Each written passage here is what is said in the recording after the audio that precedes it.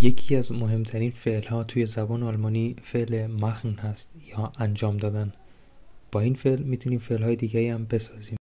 شروع میکنیم با اولین کلمه anmachen به معنی روشن کردن. Ich mache das Licht an.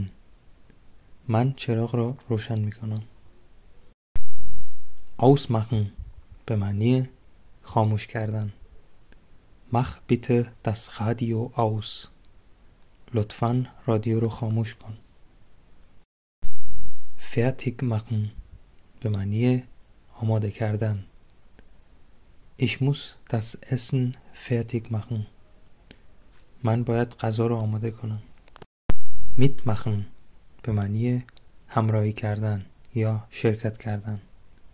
Willst du beim Spiel mitmachen؟ میخوای در بازی شرکت کنی؟ دوستان، این ویدیو اینجا به اتمام رسید. خوشحال میشم که این ویدیو رو لایک کنید و منو فالو کنید برای ویدیو بیشتر. خوشحال میشم که توی کامنت ها بهم بگین ویدیو بعدی در مورد چه موضوعاتی باشه. Tschüss, auf Wiedersehen.